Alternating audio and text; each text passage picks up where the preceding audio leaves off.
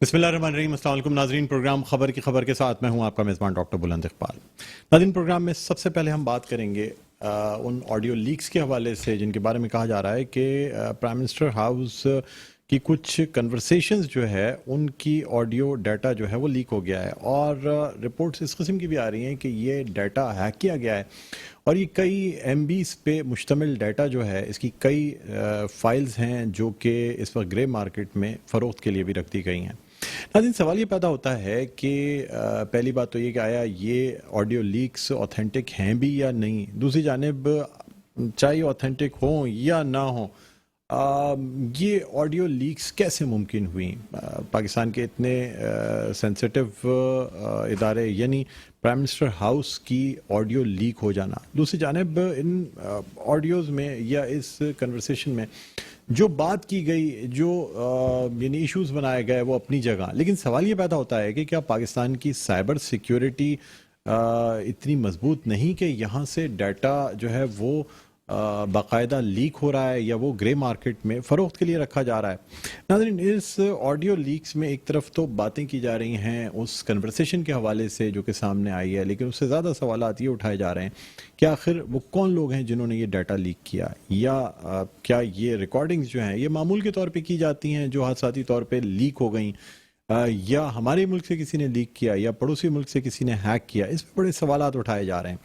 जहां हुकूमत की जानिब से बातें की जा रही हैं, वहीं अपोजिशन की जानिब से भी तनकीद का निशाना बनाया जा रहा है इस ऑडियो की कन्वर्सेशन के हवाले से। हालांकि अभी तक इस यानी इस कन्वर्सेशन को अभी तक हम ऑथेंटिक कन्वर्सेशन नहीं कह सकते, यानी ये भी नहीं, इसकी तस्दीक भी नहीं की जा सकती ऑडियो के हवाले से कि आया ये ऑडियो उन लोगों से ताल्लुक़ रखती है या नहीं रखती। लेकिन नाज़रीन, इस हवाले से यानी इसकी ऑथेंटिसिटी या इसकी बातें इसमें जो की गई हैं, इनके हवाले से इतनी बातें जो की जा रही हैं वो अपनी जगह, लेकिन इससे ज़्यादा सवालात ये उठाए जा रहे हैं कि पाकिस्तान की एटॉमिक इंस्टॉलेशंस या ऐसी चीज़ें जो हैं वो भी हमारी साइबर सिक्योरिटी के तहत महफूज हैं। तो अब हमें शायद अपनी साइबर सिक्योरिटी को मजबूत बनाने पे ज़्यादा तवज्जो मरकूज़ करनी होगी। बहरहाल नाज़रीन, इस वक्त हम बात करना चाहेंगे, हमारे साथ इस वक्त ऑनलाइन मौजूद हैं जावेद अलाउद्दीन, जो कि मेंबर सूबाई असेंबली हैं, रहनुमा हैं पाकिस्तान मुस्लिम लीग नून के। हम इन्हें खुशामदीद कहना चाहेंगे। अस्सलाम वालेकुम सर, खुशामदीद कहते हैं प्रोग्राम खबर की खबर। वालेकुम सलाम जी, वेलकम जी सर। जावेद साहब, बड़ी बातें की जा रही हैं सर, हमारे यहाँ लीक्स जो हैं वो चाहे पनामा लीक्स हों, ऑडियो लीक्स हों, विकी लीक्स हों, इन पे बड़ी बातें की जाती हैं, न सिर्फ मीडिया में, सोशल मीडिया में, हर जगह डिस्कस किया जाता है। सर, क्या कहेंगे आप इस हवाले से कि ये जो चीज़ हुई, ये इस किस्म की जो मीटिंग्स होती हैं, अगर ये सही ऑडियो है तो इस किस्म की मीटिंग्स का मंजर आम पे आना या उनको लीक हो जाना, क्या कहेंगे इस हवाले से? सर देखें, इस तरह तो कोई भी महफूज नहीं है। अब लोग घरों में भी महफूज नहीं है। इस तरह अगर आपकी वीडियो लीक्स हो जाए, कोई इंसान किधर मीटिंग कर सकता है, कहाँ बात कर सकता है? ये तो बड़ी एम्बैरसिंग सूरत हाल पैदा हुई है। पता नहीं वो सही है या फेक है, लेकिन अगर कोई भी आती है, इस पे कोई कानून होना चाहिए कि ये इस तरह क्यों हो रहा है, ये क्या मामला है।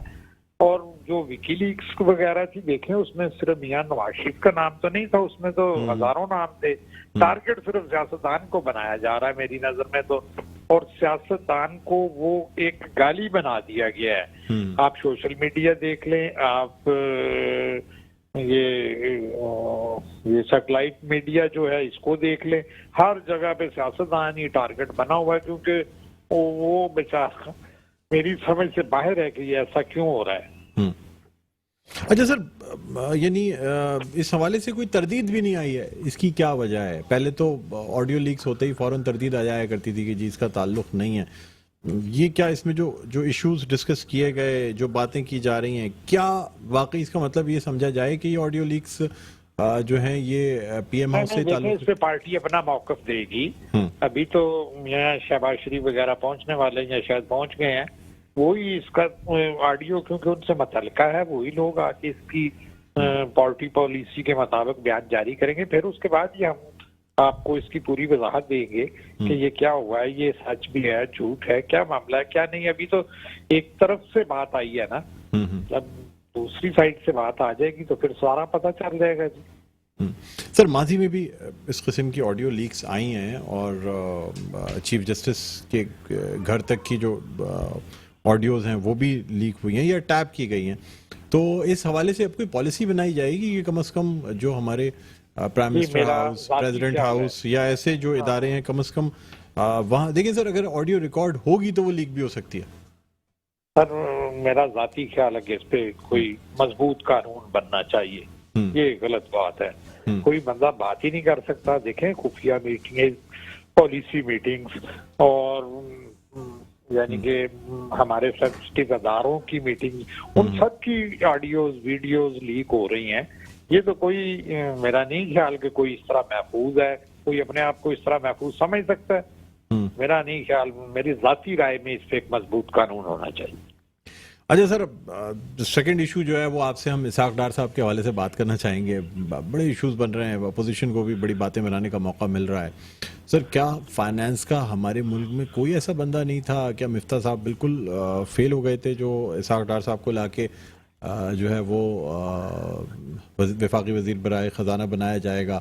اور اگر ان کو آنا ہی تھا تو سر پہلے ہی آ جاتے، ڈائریکٹ آ کے حلف اٹھانا یا وزارت خزانہ سنبھالنا. کیا کہیں گے آپ؟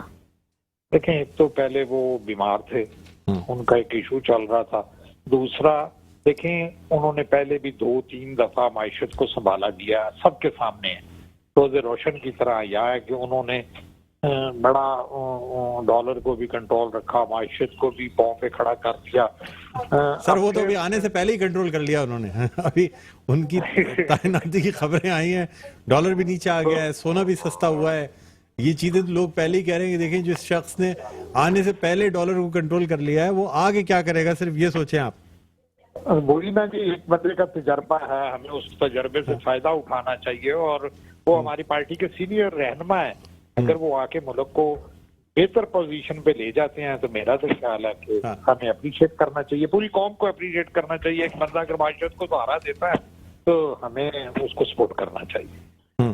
اچھا سر مجھے بتا دیجیے کہ کیا نواز شریف صاحب کو ان کی منشا کے تحت ان کو خوش کرنے کے لیے، کیونکہ وہ ناراض تھے کہ جو کابینہ ہے یا جو کی پوزیشنز پہ لوگ ہیں وہ نواز شریف کے تھنک ٹینک کے، ان کے یعنی دبستان فکر کے نہیں ہیں. اب اسحاق ڈار کے آنے سے ان کو بھی ایک تقویت ملے گی کہ ہاں میرے سرکل کے لوگ بھی حکومت میں موجود ہیں. کیا یہ بات درست ہے؟ نہیں سر، میں نہیں سمجھتا ایسا کوئی ڈسپیوٹ تھا ان میں.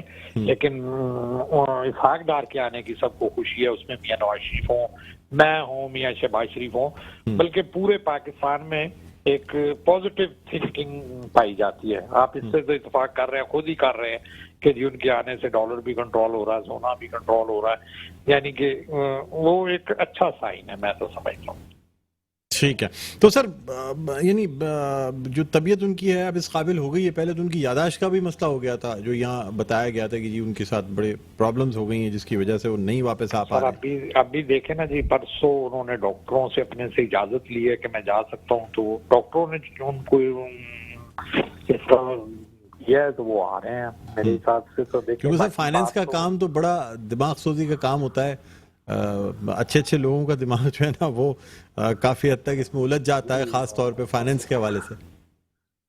جی وہ دیکھیں نا، وہ وارم اپ ہو کے آ رہے ہیں، انہوں نے ریسٹ بھی کیا ہے اور وہ ایک ایسی صورت میں پاکستان آ رہے ہیں. ان کے ساتھ ٹیم ہوگی نا، یہ تو نہیں کہ وہ اکیلے ہی سارے کام کریں گے. باقی ساتھی بھی جو ان کے ہیں وہ سارے. پھر دیکھیں جب ایک سینئر بندہ آ جاتا ہے تو باقی لوگوں کی بھی ایفیشنسی بڑھ جاتی ہے اور ان کا تجربہ بھی ہے، میں یہ سمجھتا ہوں. اچھا سر، یہ جو وزیر اعظم کے ساتھ آنے کا فیصلہ انہوں نے کیا ہے یہ اس لیے بھی ہے کہ مطلب ایک پروٹیکشن بھی رہے گی اور یعنی ایک خاص طور پہ یہ اسٹریٹجی بنائی گئی ہے کہ وزیر اعظم شہباز شریف کے ساتھ وہ آئیں گے؟ نہیں، یہ محض اتفاق کی ہے کہ وہ ادھر گئے ہوئے تھے تو کا پروگرام تو کافی دیر سے بن رہا تھا آنے کا. لیکن پہلے وہ پارٹی دیکھ رہی تھی کہ اگر مفتاح صحیح چلا سکتا تو انہیں مزید ریسٹ مل جاتا. لیکن جو صورتحال ملک کی اور جس سٹیج پہ ملک کو پہنچا دیا گیا تھا، میرا خیال ہے کہ ان کو آنا ضروری ہو گیا تھا. اور شاید میاں شہباز شریف صاحب نے بھی، یہ میرا ذاتی رائے ہے یا خیال ہے، تو انہوں نے ریکویسٹ کی ہو کہ آپ میرے ساتھ ہی چلے جائیں. باقی جو ان کے کیس ہیں وہ آپ نے دیکھا ہے کہ پہلے سال لوگوں کو جیل میں رکھ کے اس کے بعد رزلٹ کیا ہے या तो कोई रिजल्ट निकलता तो चले, ऐसे ही लोगों को थ्रेट करके मुल्क से भगा देना, अच्छे अच्छे लोगों को मुल्क से बाहर भेज देना, ये कहाँ का इंसाफ है सर? अब दुनिया किस किस जगह पहुंच चुकी है। सर बस एक आखिरी सवाल करना चाहूंगा, क्या सर इसहाक डार साहब को टेस्ट केस के तौर पे भेजा जा रहा है, उसके बाद नवाज शरीफ की आमद भी मुतवक्को है, या नवाज शरीफ की आमद मुश्किल? देखें, उनका अपना मुल्क है, मियां नवाज शरीफ 3 दफा के वजीर आजम है, हाँ। उनको पाकिस्तान आना चाहिए और वो आएंगे। हाँ। इंशाल्लाह पाकिस्तान की क्या सियासी क़यादत को लीड करेंगे, हमें लीड करेंगे, और वो उनके दौर में देखें पाकिस्तान में जो डेवलपमेंट है, आप मियां नवाज शरीफ की डेवलपमेंट को निकाल दें तो बाकी पाकिस्तान की सूरत हाल आप देख ले। वो जब भी आए उन्होंने कोई ना कोई बड़ा मेगा प्रोजेक्ट जरूर चलाया है। आप देखें 2012 से 18 तक उनकी जो गवर्नमेंट थी, उन्हें हर तरह डिस्टेबलाइज किया गया, लेकिन वो उन्होंने फिर भी लाख काम छोड़े हैं। बात की लोड शेडिंग का खात्मा कर दिया, सी पैक के जरिए मोटरवे जगह जगह पे बना दी, माशियत को आप देखे 5 पॉइंट पे तक वो ले गए।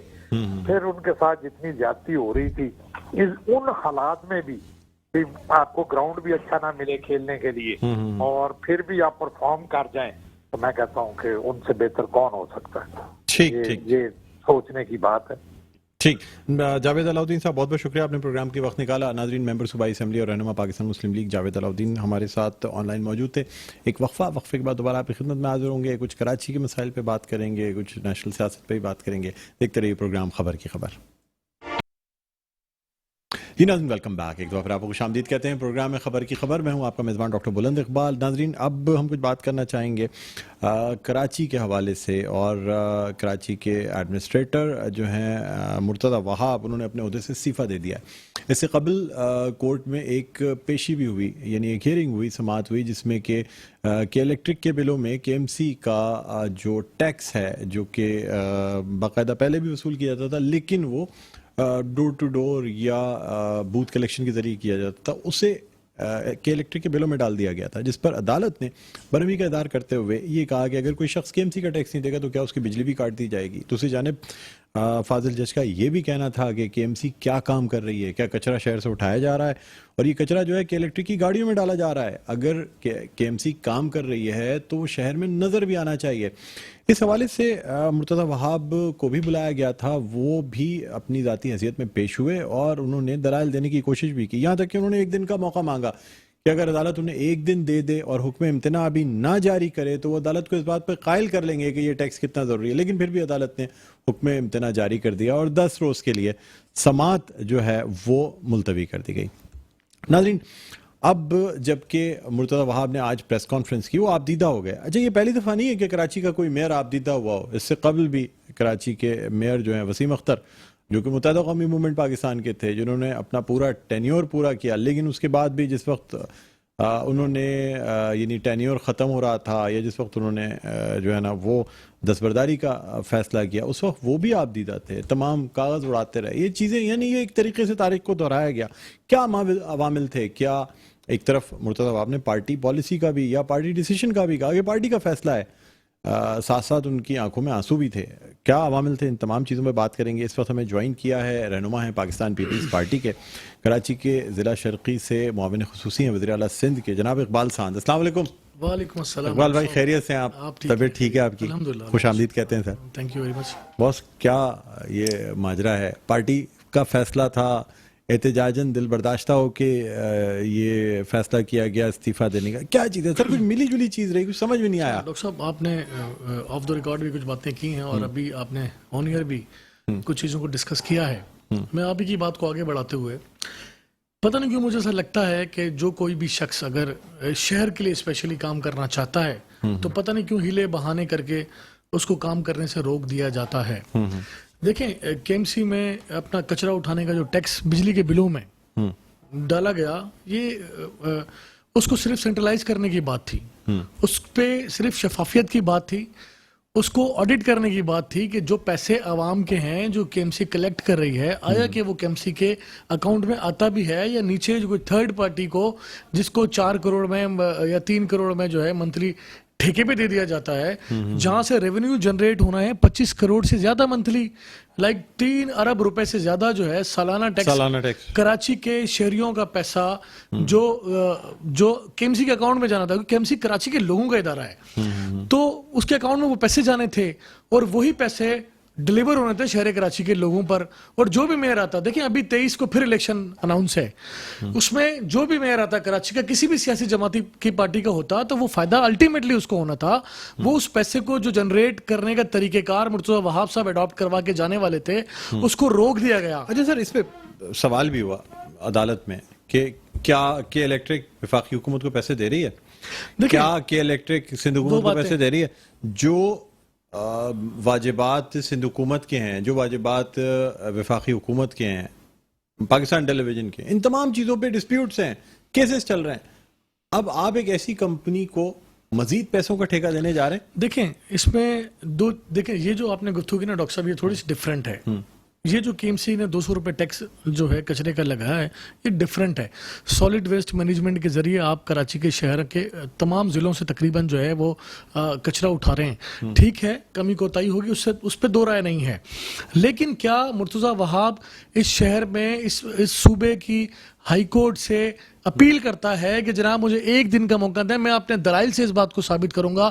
ایک طرف آپ سابق وزیر اعظم کو ہماری سپریم کورٹ جو ہے وہ موقع دے رہی ہیں، بار بار کہ خدا کے لیے جمع کراؤ نا یار، آپ معافی نامہ کیوں نہیں جمع کراتے؟ اچھا چلے جی 8 دن کا موقع آپ کو پھر دیتے ہیں. سر مجھے بتائیں، مرتضی وہاب صاحب ماشاءاللہ بیرسٹر ہیں، سر ماشاءاللہ بیرسٹر ہیں مرتضی وہاب صاحب، جانتے ہیں عدالتی جو پروسیجرز ہوتے ہیں ان کو سمجھتے ہیں. اگر حکم امتناع مل رہی تھی تو اپیل میں چلے جاتے، دیکھیں ڈبل بینچ کے سامنے اپیل فائل کرتے اور وہاں سے اسٹے ویکیٹ کرا لیتے. یہ ڈیبیٹ کہیں اور چلی ہے. سر احتجاجاً استعفیٰ دینے کے پیچھے لوگ کہہ رہے ہیں عوامل کیا ہیں، کیا پارٹی پالیسی، کیا پارٹی فیصلہ بھی ہے؟ ظاہر ہے انہوں نے استعفیٰ دیا ہے، پارٹی قیادت کو اعتماد میں لیا ہوگا، پارٹی قیادت کو اعتماد میں لیے بغیر انہوں نے ڈیسیجن نہیں لیا ہوگا. وجہ یہ ہے کہ اگر انہوں نے ایڈمنسٹریٹر کراچی بنایا تھا تو پاکستان پیپلز پارٹی کی قیادت نے بنایا تھا، اور وہ قیادت کی مرضی کے بغیر انہوں نے استعفیٰ نہیں دیا ہوگا. انہوں نے احتجاج پارٹی قیادت کے آگے بھی رکھا ہوگا اور قیادت سے اس بات کی اجازت لی ہوگی کہ جناب مجھے کام کرنے سے ہیلے بہانوں سے مجھے روکا جا رہا ہے. دیکھیں یہ ٹیکس جو ہے ایم یو سی ٹی کے تحت جو ہے 2008 میں کراچی کے شہریوں پر لاگو کیا گیا. شہر کے لوگوں کو نہیں پتا، تھرڈ پارٹی کو جی اس کی اتھارٹی دی گئی کہ جناب آپ جو ہیں یہ ٹیکس کنیکشن کریں. اور مجھے بتائیں وہ ٹینڈر ہوتا تھا منتھلی 3 کروڑ روپے میں، 4 کروڑ روپے میں کلیکشن ہو رہی ہے 25 کروڑ روپے کی. تو جناب ایک تھرڈ پارٹی کی جیب میں وہ پیسے شہر کراچی کے لوگوں کے جا رہے ہیں، تو وہ جب شہر کراچی کے ادارے کے پاس جائیں گے تو اس کا فائدہ ہونا ہے یا نقصان ہونا ہے؟ الٹیمیٹلی جماعت اسلامی کہتی ہے، جو گئی ہے کورٹ میں، جماعت اسلامی کہتی ہے میئر ہمارا ہوگا. چلے جی 1 منٹ کے لیے مان لیتے ہیں کہ جناب آپ کا میئر ہو جاتا، تو یہ 3 ارب سے زیادہ کی جو رقم آنی تھی 200 روپے، سر 200 روپے، مجھے بتائیں اگر ہم آج ڈالر کے ریٹ میں کرتے ہیں تو $1 بھی اس کی قیمت نہیں بنتی. دیکھیں یہ ساری باتیں آپ کو اور مجھے سمجھنی ہے. ایڈمنسٹریٹرشپ کیا متحدہ کو دیں گے؟ دیکھیں میں نہیں سمجھتا ہوں کہ ابھی چند دنوں کی بات ہے، یہ ہونا تو تھا. دیکھیں چند دنوں کی بات ہے. اگر 1 مہینے کے لیے کسی بھی سیاسی پارٹی کا ایڈمنسٹریٹر آتا ہے تو اس میں کوئی حرج نہیں ہے، آ جائے. ہو سکتا ہے کہ پیپلز پارٹی کا آ جائے، ہو سکتا ہے اگر پارٹی قیادت اس بات کا فیصلہ کرے کہ متحدہ قومی موومنٹ ہماری اتحادی ہے ان کو دے دیا جائے تو بھی کوئی حرج نہیں ہے، کیونکہ بلدیاتی الیکشن سر پر ہے، ابھی ہونے والا ہے، میئر کا فیصلہ ہو جائے گا. مرتضی وہاب صاحب نے جاتے جاتے جو ہے وہ یعنی اس پریس کانفرنس میں وسیم اختر پہ بھی بڑے الزامات لگاتی ہے. انہوں نے ایک طرف تو کہا وسیم اختر کی بات ہی نہ کریں، انہوں نے کام ہی کہاں کیا. دوسری جانب انہوں نے یہ بھی کہہ دیا کہ جی 18 کروڑ روپے سالانہ ملتے تھے، وسیم اختر کیا کرتے تھے اس کام سے؟ جبکہ ایک طرف وہ خود کہہ رہے ہیں کہ کے ایم سی ایک ایسا ادارہ ہے جو کہ شہر کی فلاح و بہبود کا اور شہر کی صفائی کا، سینیٹری، ہر چیز کا کام کرتا ہے. اور کے ایم سی کے پاس اپنے ورکرز اور اپنے جو ریٹائرڈ ملازمین ہیں ان کی پینشنز اور ان کی تنخواہیں دینے کے لیے پیسے نہیں ہیں. دوسری جانب یہ بھی کہہ رہے ہیں کہ 18 کروڑ روپے سالانہ کا حساب دیں. وسیم اختر کہاں لے کے گئے؟ حکومت سندھ جو ہے، میئر کراچی کوئی بھی ہو، اس کو فنڈ حکومت سندھ ہی دیتی ہے. اور اگر ایڈمنسٹریٹر کراچی مرتضی وہاب تھے جو کے ایم سی کو اپنے پیروں پر کھڑا کرنا چاہتے تھے، اور انہوں نے انتھک محنت بھی کی، دن رات محنت بھی کی، اور انہوں نے اپنی ساری ایفرٹ جو وہ لگا سکتے تھے انہوں نے لگائی ہے. اور شہر کراچی کے موسٹلی جو لوگ ہیں وہ اس بات کو مانتے بھی ہیں کہ چلیں جی ایک ایڈمنسٹریٹر کراچی پیپلز پارٹی نے کراچی کو دیا جو کام کر رہا تھا اور سڑکوں پہ نظر آتا تھا، چاہے حالات شہر کے جیسے بھی ہوں، ڈیولپمنٹ کا کام ہو، ابھی بارشوں کے بعد پیچ ورک کا کام ہے شہر میں بڑی تعداد میں، وہ کام بھی ہو رہا ہے اور ہوتے ہوئے لوگوں کو نظر بھی آ رہا ہے. تو یہ ساری باتیں دیکھیں تھیں. جہاں تک میئر وسیم اختر کی بات ہے تو وسیم اختر صاحب کہ یقیناً مرتضی وہاب صاحب نے آج بات کی ہو کہ میں نے سنی نہیں ہے, لیکن حقیقت تو یہی ہے کہ اربوں روپیہ حکومت سندھ کی جانب سے انہوں نے جب تک وہ میئر تھے وہ لیا, اور آخری 2 مہینوں میں انہوں نے حکومت سندھ کے اوپر لعن طعن کیا, جبکہ ڈیلیور وہ کر سکتے تھے, کرنے کی پوزیشن میں تھے. اسی ادارے کو اگر وہ کھڑا کر لیتے, اسی ادارے کو پریویس میئر کھڑا کر لیتے, تو شاید یہ KMC اپنے پیروں پہ جس کو مرتضی وہاب صاحب کھڑا کرنا چاہتے تھے شاید کہیں اور دیکھنے کی ضرورت نہ پڑتی. اگر وسیم اختر صاحب جو کہ متحدہ قومی موومنٹ پاکستان کے, انہوں نے اتنی اگر مبینہ خرد برد کی, تو پھر آپ کی پارٹی نے نیکسٹ ایڈمنسٹریٹر, یعنی جو ایڈمنسٹریٹر کے لیے بہت ساری باتیں کی, گورنرشپ, ایڈمنسٹریٹر, تمام چیزوں کے لیے حامی کیوں بھر لی سر؟ پھر دیکھیں, جب آپ اتحادی ہوتے ہیں نا کسی بھی سیاسی جماعت کے ساتھ, چاہے وہ فیڈرل تو پھر اس کے ایپ کم ہو جاتے ہیں, ایڈرل میں ہو, نہیں ڈاکٹر صاحب, اس کے چاہے وہ صوبے میں ہو, چاہے وہ فیڈرل میں ہو, چاہے وہ سٹی گورنمنٹ میں ہو, تو آپ کو ایک دوسرے کی بات کو مان کر, ایک دوسرے کی بات کو تسلیم کر کر, آپ کے ایک دوسرے کے جو مینڈیٹ ہے اس کو مانتے ہوئے آگے بڑھنا پڑتا ہے. یہ کوئی بھی دیکھیں, کوئی بھی کولیشن گورنمنٹ ہو, اس نے سب کو لے کے چلنا ہوتا ہے. ظاہر ہے ہر کسی سیاسی پارٹی کے اپنے ایشوز ہوتے ہیں, اپنی ڈیمانڈز ہوتی ہیں, ان کو بھی ساتھ لے کر چلنا پڑتا ہے. یقینی طور پر اس طرح کا ریٹرن میں کوئی ایگریمنٹ نہیں, اور میں آپ ہی کے پروگرام میں کئی بار یہ بات کر چکا ہوں تو نکات بھی آ چکی ہیں ایگریمنٹ کہ نہیں, میں نے دیکھا اگر آپ بہرحال زرداری صاحب کے ساتھ اگر ان کی کوئی بات چیت ہوئی ہے, اور زرداری صاحب آپ کو پتا ہے وہ کمٹمنٹ والے آدمی ہیں, اور انہوں نے اگر کوئی کمٹمنٹ کی ہے تو یقیناً اس کو پورا بھی کریں گے. اچھا ٹھیک ہے سر, ہم سے مزید گفتگو کریں گے. ایک چھوٹا سا ناظرین وقفے کے بعد دوبارہ آپ کی خدمت میں حاضر ہوتے ہیں. کہیں نہ جائے گا, دیکھتے رہیے پروگرام خبر کی خبر. جی ناظرین, ویلکم بیک. ایک دفعہ پھر آپ کو خوش آمدید کہتے ہیں پروگرام میں خبر کی خبر. میں ہوں آپ کا میزبان ڈاکٹر بلند اقبال. ناظرین, ایک طرف تو ہم بات کر رہے ہیں کراچی کے ایڈمنسٹریٹر مرتضی وہاب کے حوالے سے, اور ہمارے ساتھ اس وقت اسٹوڈیوز میں موجود ہیں اقبال ساندھ جو کہ ضلع شرقی کے حوالے سے معاون خصوصی ہیں وزیر اعلیٰ سندھ کے اور رہنما پاکستان پیپلز پارٹی کے. اس کے علاوہ ناظرین ابھی ہمیں جوائن کیا ہے راجہ منصور خان, جنرل سیکرٹری آزاد کشمیر تحریک انصاف نے, جنہیں ہم خوش آمدید کہنا چاہیں گے. السلام علیکم راجہ منصور صاحب, آپ کو خوش آمدید کہتے ہیں پروگرام خبر کی خبر میں.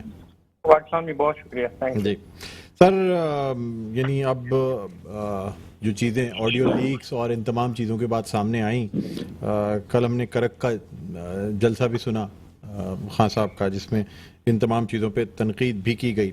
سر ساتھ ساتھ آپ سے اب میں سوال یہ کرنا چاہوں گا کہ کیا خان صاحب اور جو مقتدر حلقے ہیں یا ادارے ہیں, کیا ان کی اب آپس کی جو چپخلش تھی وہ کم ہوتی جا رہی ہے؟ کیا صدر صاحب بھی اس میں کوئی رول ادا کر رہے ہیں اس حوالے سے؟ آج میری ملاقات بھی ہوئی ہے, لیکن میں ان تمام چیزوں کا ذکر نہیں کر سکتا یہاں پروگرام میں. جی کیا کہیں گے آپ؟ دیکھیں, میں آپ کو بتاؤں کہ ہمارا اصل سٹانس کیا ہے. ہمارا سٹانس پہلے دن سے یہ تھا کہ یہ جو حکومت آئی ہے یہ امریکن نواز اور امریکن خوشنودی کے لیے, اور ایک امپورٹڈ حکومت کا نام ہم نے اسی لیے دیا تھا کہ ہم سمجھتے ہیں کہ یہ بیرونی طاقتوں کو خوش کرنے کے لیے آئی ہے. اور آپ نے دیکھا کہ ابھی تک کے جو ان کے نتائج ہیں, جو پرفارمنس ہے, جس طرح مہنگائی آئی ہے, جس طرح جو اوور آل جو انڈیکیٹرز اوپر گئے ہیں ہمارے اوور آل, تو آپ دیکھیں کہ اس کے بعد اگر اور خاص کر کے ابھی ریسنٹلی آپ نے دیکھا کہ جس طرح جو ابھی ریکارڈنگز ان کی نکل رہی ہیں, تو بڑی اہم تشویشناک بات ہے کہ وزیر اعظم ہاؤس بھی اگر سیف نہیں ہے تو پھر کیا سیف رہے گا اس ملک میں. اور ساتھ ساتھ جو چیزیں سامنے آ رہی ہیں, جو گفتگو ہو رہی ہے جس لیول کی, تو اس کو دیکھنے کے بعد تو یہ لگتا ہے کہ یہ یقیناً جو ہے نا کہیں وہ سازش جس کا ہم بیرونی طاقتوں کا ذکر کرتے ہیں وہ شامل ہے.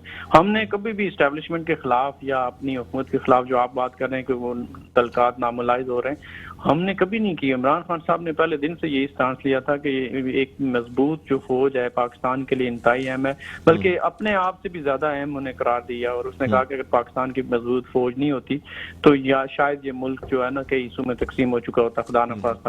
تو عمران خان صاحب ان کے بیانات دوسری طرف اٹھا کے دیکھیں, خواہ وہ نواز شریف کے ہوں, خواہ یاس صادق کے ہوں, خواہ وہ اسحاق ڈار کے ہوں یا خواجہ آصف کے ہوں, ان کی اسپیچز اٹھا کے دیکھیں, جس طرح وہ مریم نواز نے اوپنلی جو نعرے لگوائے, تو وہ کمپیریٹیولی آپ جب اس کو کمپیریزن کریں گے تو آپ کو لگے گا کہ اداروں کے خلاف تو ہمیشہ سے یہ سازشیں کرتے آئے ہیں. ہمارا تو ہمیشہ سے یہ موقف رہا ہے کہ آزاد ادارے ہونے چاہیے, مضبوط ادارے ہونے چاہیے, اور جب تک اس ملک کے ادارے جو ہے نا آزاد اور مضبوط نہیں ہوں گے اس وقت تک ملک ترقی نہیں کر سکتا. تو اب چونکہ اس میں بہت سارے ایسے فیکٹرز انوالو ہوئے, وہ جو راجہ صاحب آپ نے اداروں کی بات کی, میں صرف یہاں یہ آپ سے سوال کرنا چاہوں گا کہ خان صاحب اب ایکسٹینشن, اہم تقرری کے حوالے سے ایکسٹینشن پہ زیادہ اختلاف کرتے نظر نہیں آتے. اب انہیں اس بات سے اتنا کوئی سروکار نہیں لگتا کہ ایکسٹینشن ہو بھی جائے, it doesn't make much difference. اور یہ چیز ہمیں اور دوسرے رہنماؤں کی باڈی لینگویج اور ان تمام چیزوں سے بھی نظر آ رہی ہے. لیکن ہم سمجھتے ہیں کہ اس وقت یہ کوئی پاکستان کا جو میجر ایشو ہے وہ ایکسٹینشن نہیں ہے، لیکن ہم اس وقت مطلب ڈیفالٹ ہونے جا رہے ہیں، الیکشن زیادہ اہم ایشو ہے، چوتھے نمبر پہ ہیں ہم۔ جب تک عوامی مینڈیٹ سے حکومت نہیں آئے گی، لوگوں کے اندر ایک اس حکومت کے اوپر اعتبار اور اعتماد بحال نہیں ہوگا، تب تک ہماری معیشت مستحکم نہیں ہو سکتی۔ ہمارا ملک ڈوب رہا ہے، ہمیں اس کی زیادہ فکر ہے، ایکسٹینشن کی فکر ہمیں اس طرح نہیں ہے کہ کون آئے گا۔ یہ بات خان صاحب ہمیشہ سے کہتے ہیں کہ میں نے اس بات کی کبھی فکر نہیں کی کہ کس کو آرمی چیف بنانا ہے، کس کو ایکسٹینشن دینی ہے۔ پہلے کی تقریروں میں تو بڑی میرٹ کی انہوں نے باتیں کی ہیں جس پہ باقاعدہ ریاکشن بھی آیا، باعث پیار تک کو ریاکشن دینا پڑا۔ قومی طور پہ بیٹھ کے فیصلہ کرنے کی ضرورت ہے کہ ہم نے میرٹ بنانا کیسے ہے، کس طرح ہے۔ جب تک یہ چیزیں سیٹل نہیں ہوتی اس وقت تک پاکستان بھی کبھی ترقی نہیں کر سکتا۔ تو ہمارا خیال یہ ہے کہ اس وقت جو ایمرجنسی ہے وہ یہی ہے کہ عوام الیکشن چاہ رہی ہے، عوام جوک تر جوک عمران خان کے جلسوں سے لے کے ہر جگہ شامل ہو رہی ہے، اور جو ایک تذبذب اور تشویش عوام میں پائی جا رہی ہے، ہم یہ سوچتے ہیں کہ جب تک اس اسٹیٹسٹکس کو میئر نہیں کیا جاتا، اس سینٹیمنٹس کو جو کیلکولیٹ نہیں کیا جاتا، یہ ملک جو ہے نا انارکی کی طرف جائے گا۔ اس لیے ہم چاہتے ہیں کہ عوام جو ہے وہ مینڈیٹ کی طرف دوڑ رہی ہے، عوام الیکشن کی طرف چاہ رہی ہے، وہ اپنی مرضی سے کسی اپنے نمائندے کو چن کے منصب پہ بٹھانا چاہ رہی ہے۔ تو دوسری طرف اگر ایک ضد ہوگی، ایک انا پرستی ہوگی، اور خاص کر کے وہی لوگ جو ملک کو تباہی کی طرف لے کے جا رہے ہیں، جو کل چور تھے، جن کے اوپر الزامات ہیں کرپشن کے، بڑے سنگین الزامات ہیں، وہ آ کے دوبارہ سے رول کر رہے ہیں، اور عوام کے اندر جو ہے جس طرح کی ایک بے چینی پائی جا رہی ہے اس کو سمجھنے کی ضرورت ہے۔ ورنہ جو ہے یہ ملک چونکہ بڑے عجیب سے ایک موڑ پہ کھڑا ہو گیا ہے، اور اگر جو ذمہ داران ہیں وہ اس بات کو کیلکولیٹ نہیں کرتے، اس بات کا احساس نہیں کرتے، تو ملک میں مزید تباہی آئے گی۔ راجہ صاحب مجھے بتائیے گا کہ جو واقعہ پیش آیا لندن میں، جس میں مریم اورنگزیب کو جو ہے وہ، یعنی اب ایک دفعہ مسجد نبوی میں یہ چیز ہوئی اور اب لندن میں وہی چیز ہوئی، سر آپ سمجھتے ہیں خواتین یا کسی بھی خاتون کو اس قسم کی تنقید کا نشانہ بنانا بھرے بازار میں، کیفے میں، کہیں پہ بھی، دیکھیں ہر کسی کی سر پرسنل لائف بھی ہوتی ہے، اور کسی کا چور ہونا یا نہ ہونا یہ عدالتیں ثابت کرنے کے لیے، سر ہم کون ہوتے ہیں کسی کو ڈائریکٹ لیبل کرنے والے جب تک کہ عدالتیں اس کے خلاف فیصلہ نہ دیں؟ ہمارے تو سر وہی چور ہے نا جو اس وقت جیل میں بیٹھا ہوا ہے۔ تو سر کیا وجہ ہے کہ ہم جو ہے نا وہ یہ کلچر ڈیولپ ہو رہا ہے سر، جس میں خاص طور پہ پاکستان تحریک انصاف کا بڑا یعنی اس میں ہاتھ ہے کہ چاہے بیرون ملک ہو، یہاں ہو، مدینہ ہو، لوگوں کو جو ہے وہ تنقید کا نشانہ پبلکلی بنایا جاتا ہے، انہیں ہراس کیا جاتا ہے، انہیں شرمندہ کیا جاتا ہے۔ کیا کہیں گے سر، کیا یہ بات درست ہے؟ آپ اس چیز کو سمجھتے ہیں کہ صحیح ہو رہا ہے یہ؟ I really don't agree with you because میں سمجھتا ہوں کہ یہ صرف کسی ایک پارٹی کے کلچر کی بات نہیں ہے، یہ عوامی رد عمل سامنے آ رہا ہے۔ میں گو کے ساتھ میں نہیں ہوں، نہ ہی میں سمجھتا ہوں کہ کسی بھی خاتون کو اس طرح پبلک پلیسز پہ یوں زدوکوب کیا جانا چاہیے، لیکن عوام کی فرسٹریشن جس کی میں بات تھوڑی دیر پہلے کر رہا تھا وہ اس حد تک جا چکی ہے کہ خاص کر کے اوورسیز پاکستانی جنہوں نے دنیا دیکھی ہوئی ہے، جنہوں نے نظام دیکھے ہوئے ہیں، وہ بڑے پریشان ہیں کہ کیا ہو رہا ہے اس ملک میں، اور کیوں آپ دیکھیں جس تعداد میں وہ نکلے ہیں وہ صرف اس لیے نہیں نکلے کہ وہ پی ٹی آئی کے کارکن تھے، وہ اس لیے نکلے کہ ان کے دل میں ملک کے لیے درد زیادہ۔ اور یہ لوگ جو عوامی نمائندے ہیں جب ٹی وی چینلز میں بیٹھ کے، جب پریس کانفرنسز میں بیٹھ کے عجیب و غریب گفتگو کرتے ہیں تو ایک عجیب و غریب نفرت آ گئی ہے عوام کے اندر، اور اس کا اظہار وہ مختلف پلیسز پہ کرتے ہیں۔ اور ان کو سمجھنے کی ضرورت ہے کہ آخر کیا وجہ ہے کہ ایک عام آدمی جو ہے وہ کہیں بیٹھا ہوا ہے اور وہ اتنا فرسٹریٹڈ ہو گیا ہے کہ وہ پبلک میں چلتے ہوئے ان کو برداشت بھی نہیں کرنا چاہ رہا۔ یعنی کہ آپ اس بات سے سر میں آپ کی بات بالکل مان رہا ہوں، لیکن سر بحثیت پارٹی لیڈر آپ نہیں سمجھتے آپ لوگوں کو اس بات کو کنڈیم کرنا چاہیے سر، اس کو مزید حوصلہ افزائی نہیں کرنی چاہیے، بلکہ آپ نہیں سمجھتے اخلاقی اقدار اس بات کو کہتی ہیں کہ آپ کم از کم خواتین کے ساتھ ہی بولیں کہ یار اس طریقے سے پارٹی کے چاہے سپورٹر ہوں، عام لوگوں جو پاکستان تحریک انصاف کی کیپ لگا کے باقاعدہ اس کا نام لے کے یہ کام کر رہے ہیں، آپ کی طرف سے تھوڑا سا کنڈیم کرنا چاہیے کہ ٹھیک ہے پبلکلی خواتین کے ساتھ کم از کم یہ نہ کریں۔ کیا کہیں گے؟ پہلے ایک واقعہ ہوا تھا، وہ مکہ میں ہوا، مدینہ میں ہوا، اور اس پہ خان صاحب نے کھل کے کہا کہ نہ ہمارا کوئی ایسا کلچر ہے، نہ ہماری کوئی انسٹرکشن ہے، نہ ہم اس کو بالکل اس کی مذمت کرتے ہیں کہ یہ نہیں ہونا چاہیے تھا وہاں پہ۔ یہ اسی طرح کا رد عمل ہر جگہ آ رہا ہے، یہ یہاں کا نہیں ہے، یہ آپ دیکھیے گا یہ بڑھتا چلا جائے گا۔ میں اسی لیے کہہ رہا ہوں کہ یہ اس عوامی رد عمل کو سمجھنے کے بجائے ہم اگر اس بات پہ بحث کریں گے کہ نہیں ہم یہاں پہ بیٹھ کے لوگوں کو اخلاقیات کا لیکچر دیں، لوگ اخلاقیات کے دائرے سے باہر چلے جائیں گے، پھر ہمارے پاس وہ لیکچر دینے کا وقت بھی نہیں ہوگا۔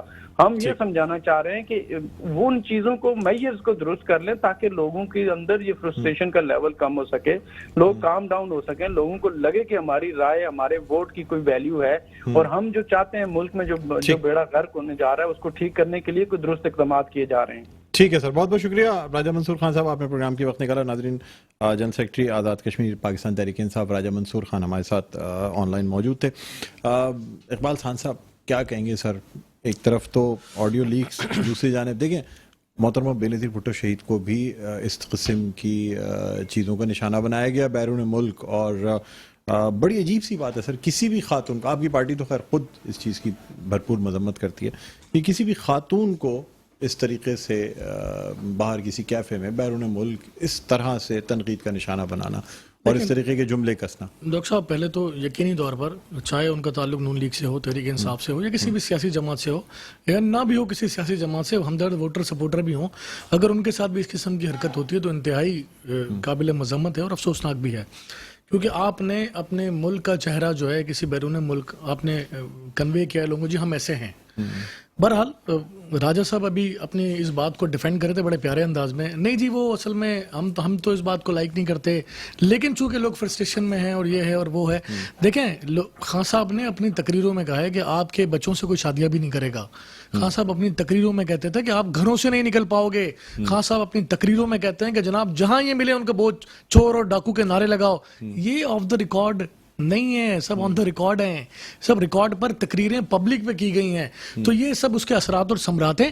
دیکھیں خان صاحب ایک پولیٹیکل لیڈر ہیں اور اس میں بھی کوئی دو رائے نہیں ہے, ٹھیک ہے, ان سے پیار کرنے والے, ان کے چاہنے والے بہت بڑی تعداد میں موجود بھی ہیں.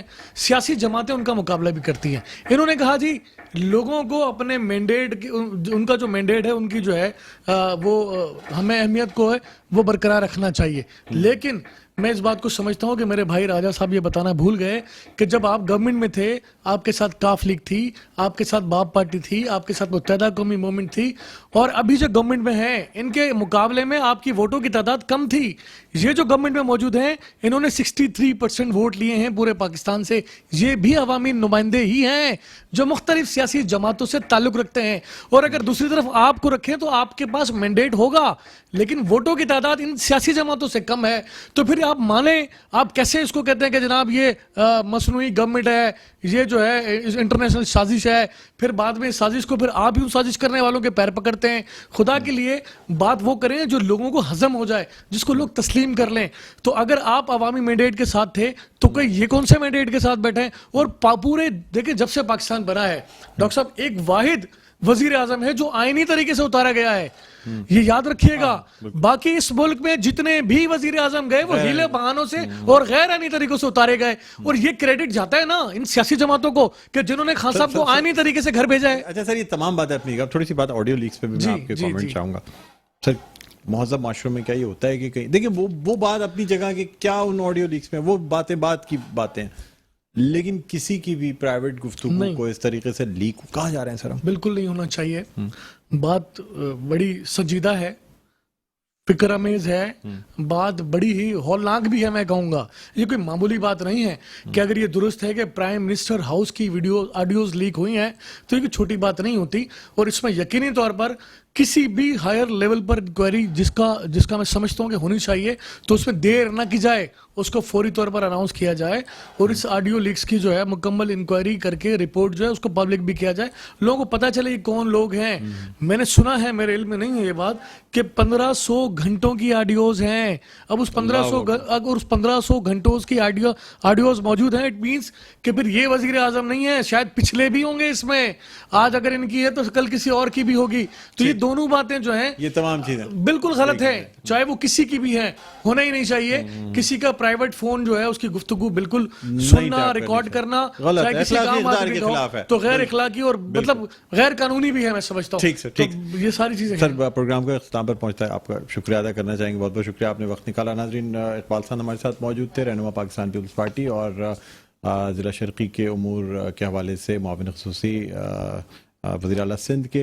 ناظرین, اب دیکھنا یہ ہوگا کہ ہم کس طریقے سے اپنی سائبر سیکیورٹی کو مزید محفوظ بناتے ہیں. یہ بات اپنی جگہ کی جو آڈیو لیکس میں جو باتیں ہیں, جو چیزیں ہیں, وہ کہاں تک ان میں حقیقت ہے، کہاں تک ان میں سچائی ہے، یہ بات بعد میں دیکھنے والی ہے۔ بہرحال ناظرین، پروگرام کا وقت اپنے اختتام پر پہنچتا ہے، مجھے بلند اقبال کو اجازت دیجیے، اپنا بہت خیال رکھیے گا، اللہ حافظ۔